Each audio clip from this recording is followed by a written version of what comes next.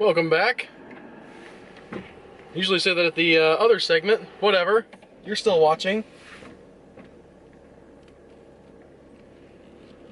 I started watching a horror movie for the podcast today.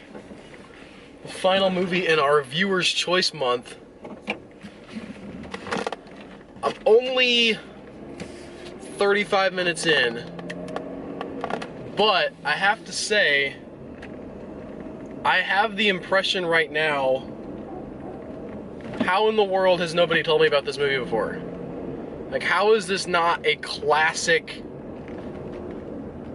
well talked about movie? I assume it falls apart, like in the following hour that I have to go. It's Candyman, alright? Watching Candyman on Netflix. I've heard the name. And like, I'm watching it and I'm like, oh, this is written by Clive Barker. Clive Barker is weird, but he's got his style, you know? He got his thing that he does. But this movie is, I don't know, it's hitting all the right notes with me. It's got a really good sense of, like, tension. Then it kind of builds up, and then it releases with a jump scare, which I think a lot of horror fans, like, really dismiss the jump scare. Ooh, the jump scare. But I think that it can, I don't know, it doesn't bother me as much as it bothers a lot of other people. I think it can be effective, especially when it's used in conjunction with the sort of slower build-up and then the release of the jump scare. And kind of keeping a rhythm in that way. And this movie does so many things, like, there's several times where characters are describing events happening off screen. And sometimes it shows it, and sometimes it doesn't, and both are effective. Like, you'll get the thing like the narrator starts describing the thing, and then it like cuts away to the thing that the narrator's describing. Not the narrator, but you know, that somebody's telling somebody a story, and it shows the story as if it's actually playing out. And then sometimes you'll see a voiceover of the person when the story's playing out. I can't see. This guy's in my way, I can't see. Anyway, so that'll happen, and then a couple times they just had the person telling the story, and it focused in. It's a female protagonist on this, which is pretty cool, because a lot of times you kind of get like the final girl thing in horror movies, but this is a very different take on what your sort of standard horror movie thing is. It starts out like you think like, oh, okay. The very first opening vignette where the girl's telling about the Candyman is about like some teenage girl and some guy comes over and she's gonna cheat on her boyfriend with him, and then the Candyman gets her. Bah! And so you kind of like get your sort of nod towards your very classic horror tropes of, you know, sort of don't have sex or the monster will get you. And then it takes and goes in a completely different direction. It's a different style of story than what you get in sort of your basic, you know, teen cabin in the woods style movie, which we saw. I mean, Cabin in the Woods parodied that, and we've seen it 1,000 times, but you don't ever think about how amazing it is to not have that until you don't have it. So, this is only my impression of the first half hour of the movie. Many, many movies impress me with their first half hour, and disappoint me later on. But right now, I'm super excited. So, yeah. Check out the first half hour of Candyman. I'll tell you later if the rest of it's any good.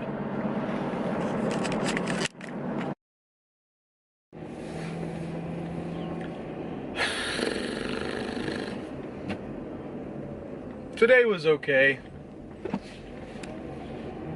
It wasn't great, but it was okay. I am okay with today. You know who was awesome? Hernando Cortes was awesome. I mean, not like in a moral sense. Obviously, he did some questionable things. But that dude was, I mean, obviously there was sort of a right place, right time aspect to his success. You can't discount the fact that being in the New World, you know, made things possible for him that wouldn't have been possible back in Spain. But still, for him to see the opportunity as clearly as he did of what the New World offered, of this idea that here is a place where there are no established hierarchies. I mean, they may be established, but basically, whoever's the strongest can take control and become something great. And for him to realize that and then do it, and be the great leader that he was, again, despite the fact that you can argue his morality all you want, but that dude was a leader. I mean, for one thing, like, he gets all the way to Mexico City, right? Whatever the actual name of Mexico City was at the time. He sees, he's in there, he sees what's going on, and they kick him out. Like, his guys take some major losses. He gets into a battle, and he's, run out of town, and he has to limp back to his, sort of original encampment and lick his wounds. And at that point, his guys are like, we're giving up. Like, this is it, we gave it a shot. Mexico City, they're just too strong, all right? Those Aztecs, they don't have guns or nothing, but they outnumber us, and they know the land better, and we're going home. Like, we're just gonna wait for the reinforcements to come. And Hernando Cortes kind of, like, let him sit there for a while, let him rest up a little bit, and then he sends them on a mission he knows they can take. He sends them against some random outpost of Indians somewhere, like in the mountains, and just says, hey, we're gonna go take this little place. And, obviously they succeed. And he has them do several of these smaller missions to build their confidence back up before he says, hey, let's go back to Mexico City and try again. I don't know. I've always thought that, personally, that was a stroke of genius. Like, as a leadership strategy, to send somebody, it's like, you guys are way down in the dumps. You need a victory. Let's play you against somebody we know you can beat and make you feel better.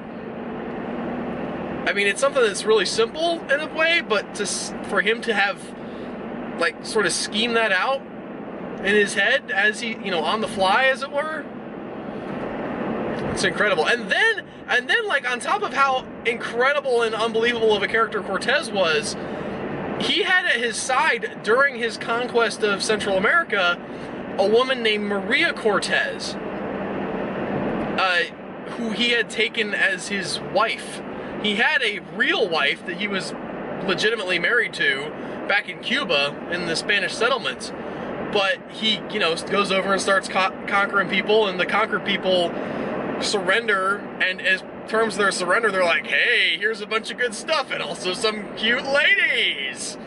And so he, he takes one of them, and Maria Cortes, as she was called, at least when she was with him, I don't know if she had, I'm assuming she had a native name that wasn't Maria, because that's obviously Spanish, but I don't know what it was. But she actually, like, really became an asset to the cause. I mean, she really believed in Cortes and really stood behind him, and, was a guide and sort of helped him understand all the local, ins and outs and how to deal with stuff, and she was such a bonus to their mission. And then Cortes wins, right? Like, eventually he does take Mexico City. Eventually he gets what he wants, and he has this empire that he's at the center of, this Mexican-Indian empire, and everything's stable and everything's under control. And guess what happens? Of course, the wife, the real wife now, comes from Cuba to meet her husband, who is the conquering hero. And what happens to Maria Cortes? Well, now it's not convenient to have you around, so we marry you off to some other dude, and you go off and just live off the rest of your life. Like, this woman was incredible. The stuff that she did, and, being in the crux of this amazing point in history, and yet she gets, I mean, I can't find any books about her. Again, I'm not saying they have been written, but I've looked, and I cannot find them in English, at least. She doesn't even have, I've looked her up on Wikipedia, she's like a subset of Cortez's Wikipedia page.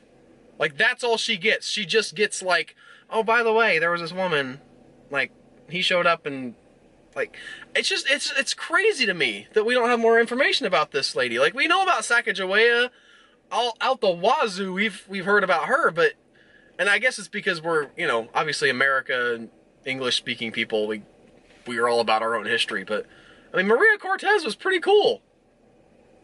If you guys have any information, like, books or other primary sources that would shed more light on her, I would love to hear about it.